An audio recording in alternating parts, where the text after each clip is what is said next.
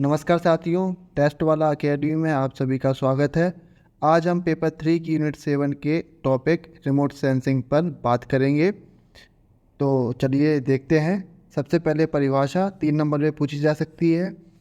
तो परिभाषा में हम देखेंगे, लॉयड एफ साबिन्स के अनुसार किसी वस्तु को स्पर्श किए बिना ही उसके बारे में सूचना प्राप्त करना सुदूर संवेदन कहलाता है। इतना रखना सफिशिएंट हो जाएगा, आपको 3 में से 3 नंबर इसमें मिल जाएंगे। अगर ये नाम बड़ा लग रहा हो तो केवल आप साबिन्स, जो साबिन्स है केवल उसको हम यहाँ पे याद कर सकते हैं। ठीक है, नेक्स्ट चलते हैं। इसके हमारे टॉपिक में दिया हुआ है कि रिमोट सेंसिंग यानी सुदूर संवेदन का इतिहास। एक बार जरूर ध्यान रखिएगा, सुदूर संवेदन, सुदूर सुग्राहिता और रिमोट सेंसिंग तीनों एक ही बात है। पिछली बार क्वेश्चन पूछ लिया गया था सुदूर सुग्राहिता के बारे में, तो कंफ्यूज मत होइएगा, ये तीनों एक ही हैं। रिमोट सेंसिंग के बारे में ही आपको लिखना है।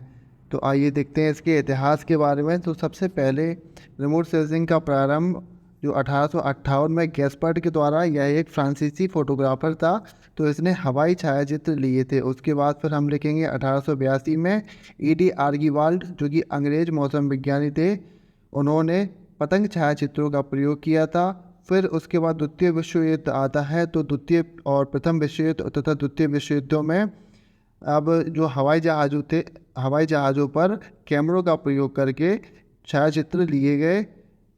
ठीक है, फिर उसके बाद 1960 के दशक में उपग्रहों में कैमरे तथा सुदूर संवेदन यंत्रों का प्रयोग किया जाने लगा। इस प्रकार इसके इतिहास की शुरुआत होती है।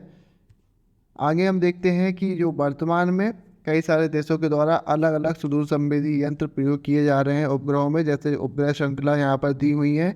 जैसे हम देखते हैं कि लैंडसैट श्रृंखला है, यह अमेरिका के द्वारा यूज की जा रही है। सेंटिनल यूरोपीय यूनियन के द्वारा तथा IRS बा इनसेट, यह इंडिया के द्वारा यूज की जा रही है। ठीक है, तो यह इसका, अगर क्वेश्चन इतिहास के बारे में पूछते हैं तो इसको हम इस प्रकार लिखेंगे। अगला क्वेश्चन बन सकता है इसकी सिद्धांत या प्रक्रिया। तो सिद्धांत या प्रक्रिया इजी है। इसमें हमें सबसे पहले सूर्य का प्रकाश या विद्युत चुम्बकीय विकिरण का परावर्तन व अवशोषण। अब यहाँ पर 2 प्रकार की रिमोट सेंसिंग तकनीक यूज की जाती हैं। पहली होती है एक्टिव, दूसरी होती है पैसिव। तो ये दोनों के ऊपर डिपेंड करता है कि सूर्य का प्रकाश है या विद्युत चुम्बकीय विकिरण, उसे हम अगली स्लाइड में हम देखेंगे एक्टिव तथा पैसिव को। उसके बाद आता है उपग्रह का प्रयोग, जो कि अवरक्त किरणों के सिद्धांत पर आधारित होता है। ठीक है, तो अब रिमोट सेंसिंग में क्या प्रयोग कर रहे हैं हम? उपग्रह का प्रयोग कर रहे हैं। उपग्रह किसके ऊपर आधारित होता है? अवरक्त किरणों के सिद्धांत के ऊपर यह आधारित होता है। नेक्स्ट हम देखते हैं विकिरण की प्रकृति।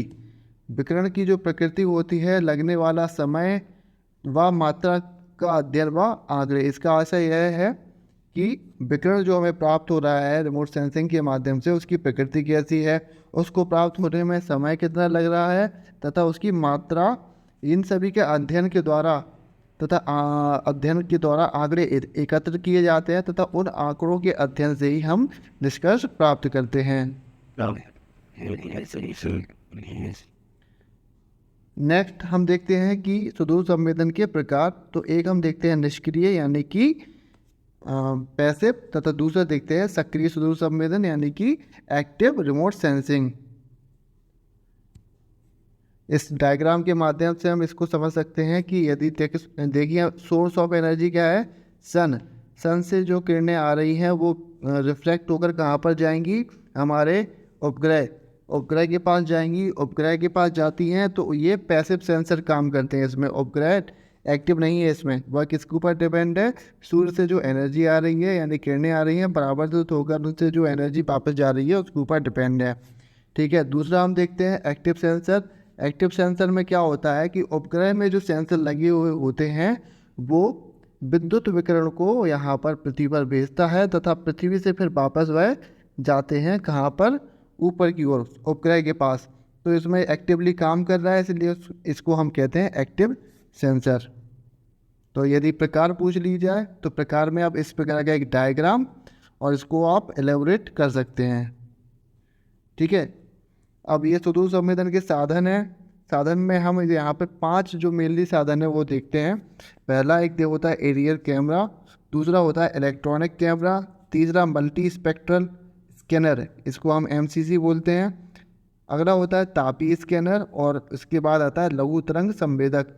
तो इसको हम थोड़ा सा समझ लेते हैं। जैसे एरियल कैमरा हुआ, वो क्या करता है, वो वायुमंडल में या तो एक चलित प्लेटफॉर्म में या एक स्थित प्लेटफॉर्म पर लगा हुआ होता है। इलेक्ट्रॉनिक कैमरा फोटोग्राफिक फिल्म से प्रतिबिंब प्राप्त करते हैं। मल्टी स्पेक्ट्रल कैमरा क्या करता है, थर्मल इंफ्रारेड क्षेत्र होते हैं उनका संवेदन करने के लिए प्रयोग किए जाते हैं। तथा तापीय स्कैनर जो होता है वह थर्मल प्रदेश की ऊर्जा का संवेदन करता है। और अंत में जो लघु तरंग संवेदक होता है, वह जो लघु तरंग दैर्घ्य होती हैं, तरंगे कई प्रकार की होती हैं, उनमें लघु तरंग दैर्घ्य होती हैं, उन तरंगों का संवेदन लघु तरंग संवेदक के द्वारा किया जाता है। तो साधन आ जाते हैं। तो साधन में हम पांचों को लिखेंगे और एक एक दो दो लाइन इन सभी में लिख देंगे। तो ये सुदूर संवेदन के साधन कंप्लीट होते हैं। तो पीछे हमने देखा था, यदि प्रकार पूछ ले जाते हैं या सुदूर संवेदन आ जाता है तो आप इस डायग्राम को कॉपी में बनाकर आएंगे। इसमें क्या है, सन है, सन से लाइट आ रही है, लाइट यहाँ से रिफ्लेक्ट होकर जा रही है, तथा एक ये जो लाइट है, ये किरणें हैं, ये उपग्रह के द्वारा छोड़ी जा रही है तथा रिफ्लेक्ट होकर भी उसी के पास जा रही है। तो ये एक्टिव और पैसिव दोनों इसी में दिए हुए हैं। तो इस प्रकार का डायग्राम आप एग्जाम में बना सकते हैं। चलिए आगे का टॉपिक देखते हैं।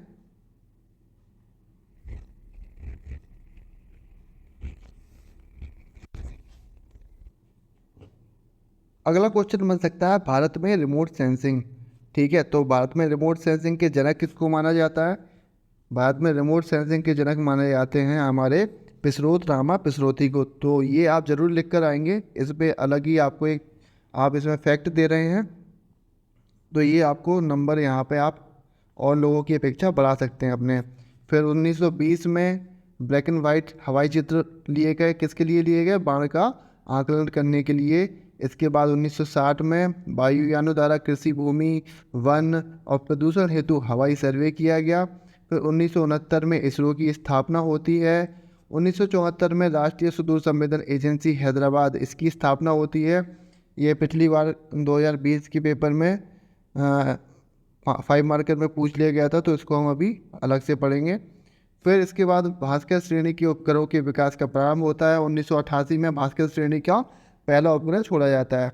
ठीक है, और वर्तमान में हम क्या देख रहे हैं, IRS श्रृंखला चल रही है और इनसेट। IRS जो श्रृंखला है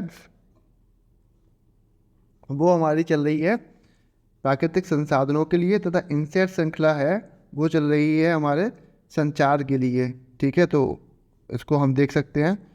आगे हम देखते हैं संस्थान। जैसे कि पिछली बार 2020 के पेपर में राष्ट्रीय सुदूर संवेदन संस्थान के बारे में, NRSC के बारे में पूछा था। तो इस बार आशा है कि या तो यही या IRS के बारे में पूछा जा सकता है, भारतीय सुदूर संवेदन संस्थान।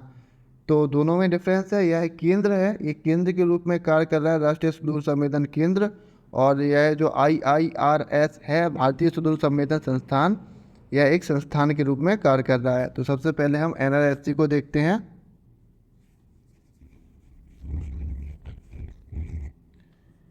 इसमें हम देखते हैं कि इसका हेडक्वार्टर कहाँ पर है। हेडक्वार्टर हैदराबाद में हो गया। स्थापना 1974 में हुई थी। उद्देश्य क्या हुआ है?